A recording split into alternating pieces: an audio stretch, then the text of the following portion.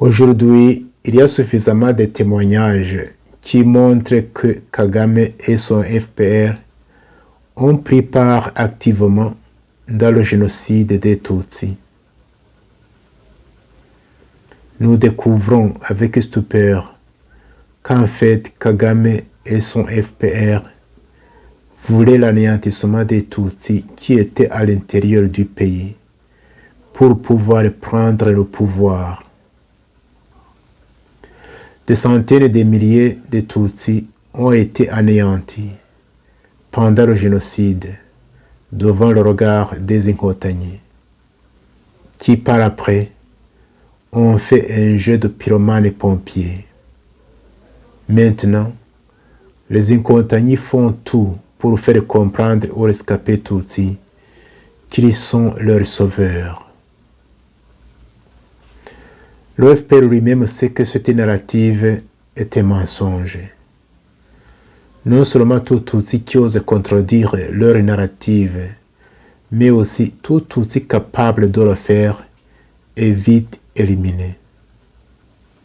C'est ainsi qu'ils ont commencé à les éliminer physiquement, les appauvrir économiquement, cibler les intellectuels, semer de la confusion. Je ne peux pas comprendre un Tutsi qui était dans le pays, qui ose par conviction, je dis bien par conviction, soutenir Kagame et son FPR. Mais chacun est libre de choisir. Il faut respecter cette liberté. Ce libre choix qui définit notre destin, il faut le respecter. Soyez bénis et à demain. Je me souviens, il y a 25 ans, nous étions réunis dans une ville appelée Detmold en Allemagne. Nous étions des Hutus, des Tutsis et des Européens qui avaient vécu au Rwanda et qui connaissaient bien le pays. Il y avait parmi nous des religieux, des pasteurs, des prêtres et des laïcs. Nous avions passé toute une semaine dans une communion de prière et de partage fraternel. Mais le soir du dernier jour de notre rencontre, nous avons vécu quelque chose d'extraordinaire. Les Tutsis qui étaient venus du Rwanda, quelques-uns étaient même nos amis, on se connaissait très bien, ils nous ont raconté leur calvaire pendant le génocide. Mais ils disaient tout cela dans un ton fraternel, sans haine ni rancune. Lorsqu'ils nous racontaient le mal qui a été fait à eux et à leur famille, les Hutus qui étaient là furent pris de pitié et de compassion. Les uns commencèrent à pleurer, d'autres s'agenouillèrent en disant ceci: « Vous les Tutsis ici présents, nous vous demandons franchement pardon pour ce mal extrême que les nôtres vous ont fait. » Les Tutsis qui étaient là furent touchés par ce geste des Hutus. Les uns se levèrent pour les embrasser et les consoler en disant ceci: « Votre douleur compatissante et votre demande de pardon nous ont touché le cœur et nous nous sentons franchement soulagés. Mais d'autre part, nous aussi les Tutsis ici présents, nous devrions demander pardon aux Hutus. Oui, nous demandons pardon pour les peines et les souffrances que les nôtres ont fait subir aux Hutus tout au long de l'histoire de notre pays. » Les Européens qui étaient là furent étonnés et ils disaient ceci: « C'est la première fois que nous entendons des paroles pareilles parmi les Rwandais. » Nous aussi, en tant qu'Européens, nous demandons pardon aux Rwandais parce que nous avons une responsabilité dans les malheurs qui ont frappé les Rwandais. Nous demandons pardon parce que nos pays ont complètement abandonné les Rwandais à leur sort pendant les périodes les plus difficiles de leur histoire. Et enfin, après tout cela, nous nous sommes assis et se fit le silence.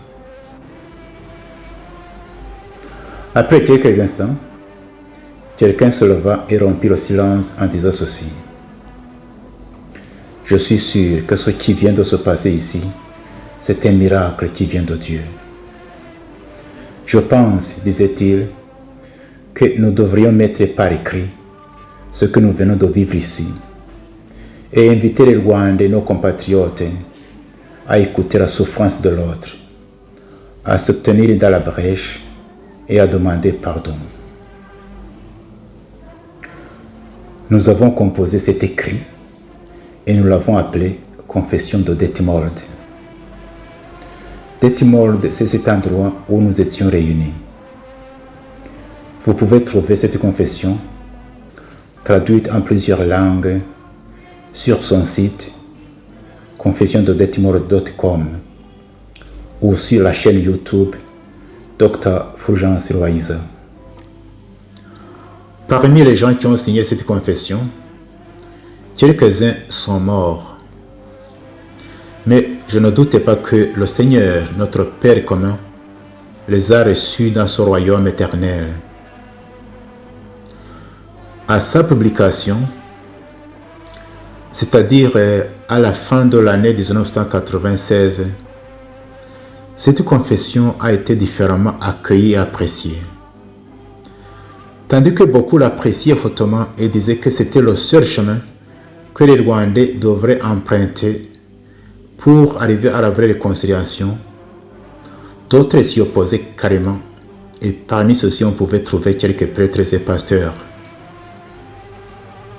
J'ai même entendu qu'à la radio Rwanda, à ce moment-là, on aurait diffusé la confession des Hutus seulement et laissé de côté la confession des Tutsis.